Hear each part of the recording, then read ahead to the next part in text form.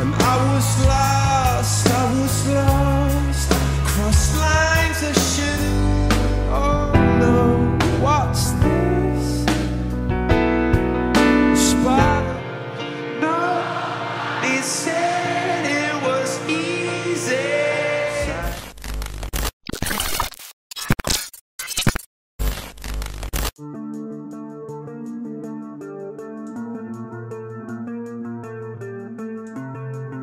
Emerging in 2000 with the breakthrough single Yellow, Coldplay quickly became one of the biggest acts of the early 21st century by honing the mix of British pop and anthemic rock that helped propel the band to the top of album charts worldwide. Chris Martin, Jonny Buckland, Will Champion and Guy Berryman were all born into musical households.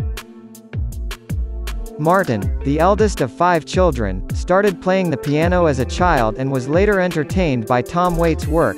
Then Buckland on the other hand grew up with the heavy guitar sounds of Eric Clapton and Jimi Hendrix. Then the Scottish native Berryman preferred funk to indie rock, so he playing bass, while the multi-instrumentalist Will Champion had no plans to become a drummer until he joined Coldplay.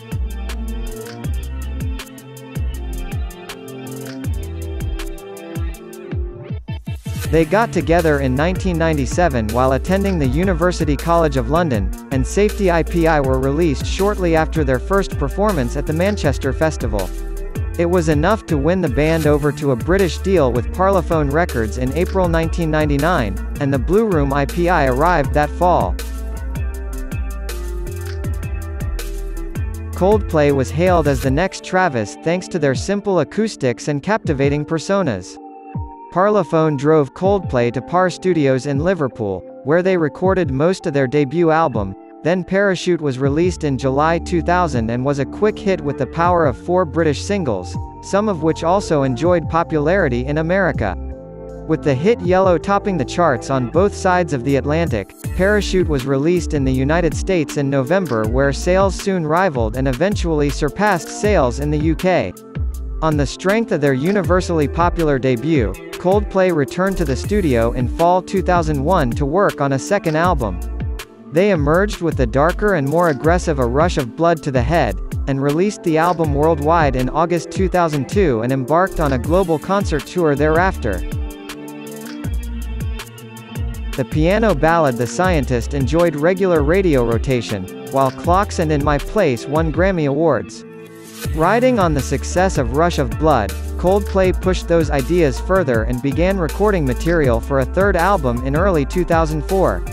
Material that was previously recorded with longtime producer Ken Nelson was scrapped early on, while Danton Supple joined Coldplay to finish recording what will be their third album, X and Y.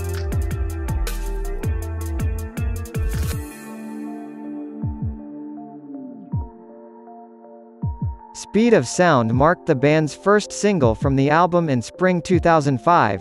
The album followed in June and topped charts worldwide and sold over 8 million copies during its first year, and they embarked on another global tour, scoring additional hits with a Kraftwerk-inspired and multi-platinum talk titled Fix You. Fix You.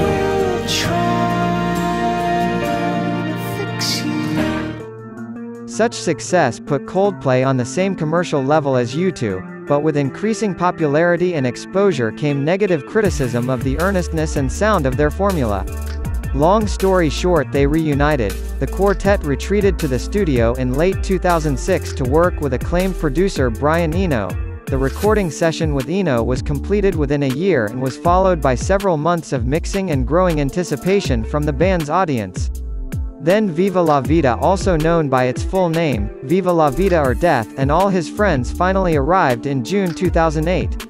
With a fresh sound and expanded sound palette, this album became an instant hit mainly due to the chart-topping power of Viva La Vida. Worldwide sales were close to 6 million copies in November, when Coldplay released several new records, including a collaboration with rapper Jay-Z as part of the March IPI entitled Prospect. The massive global tour was then commemorated by the limited edition live compilation Left Right Life, which the band gave away for free during the last stop of their Viva La Vida journey.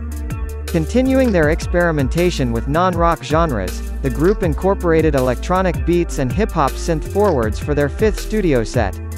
a 2011 concept album titled Milo Xyloto produced by Marcus Draves, Daniel Green, and Rick Simpson.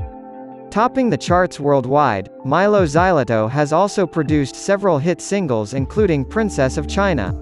Like previous eras, Milo was immortalized with 2012's Live, which followed a hugely successful world tour which included a special performance at the closing ceremonies of the London Paralympics. Work on their sixth album began in late 2012 at their Bakery and Beehive studio in North London, where longtime producers Paul Epworth, Daniel Green, and Rick Simpson joined them for sessions. Seeking to mitigate Viva and Milo's sensory explosions, the band explored electronic textures and indie pop synths. Then while working on the album, Martin and his wife, Gwyneth Paltrow, announced their separation, turning the album into an introspective and cathartic farewell album.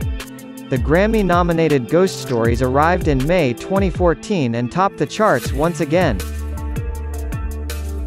The platinum single Magic and Avicii-assisted electronic track A Sky Full of Stars became top 10 hits in the UK as they rose to the top 15 on the American charts. Coldplay briefly promoted the effort on a 6-date tour that saw the band play intimate shows in New York, Los Angeles, Paris, Tokyo, Sydney, and London. Footage from that outing landed on Ghost Stories Live 2014 with an audio-video package containing live versions of each track from the album. After completing their promotional stint for Ghost Stories, Coldplay returned to the studio to work on their 7th LP. Recording in Los Angeles and London, the band collaborated with Noel Gallagher, Beyoncé, Tove Lo, and Mary Clayton, as well as producers Rick Simpson and Stargate. The lead single, Adventure of a Lifetime, arrived in November 2015, just weeks before the full-length title A Head Full of Dreams was released. Long story short, the band embarked on a 144-day A Head Full of Dreams tour to support the album and sold out stadiums around the world.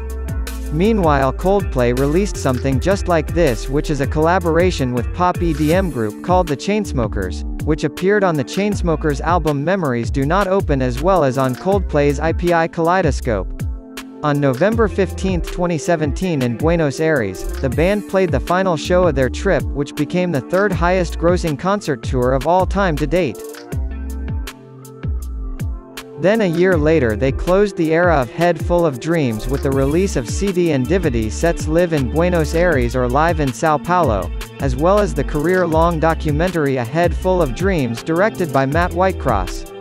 Coldplay kicked off a new era of albums in late 2019, and announced upcoming releases with purposeful antiquated methods such as postcards for fans, subway posters, and even newspaper ads.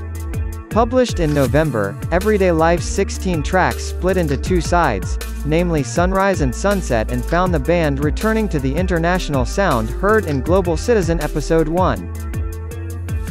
The band launched their 9th album cycle in May 2021 with the release of the Grammy-nominated single Higher Power, which was produced by pop mogul Max Martin.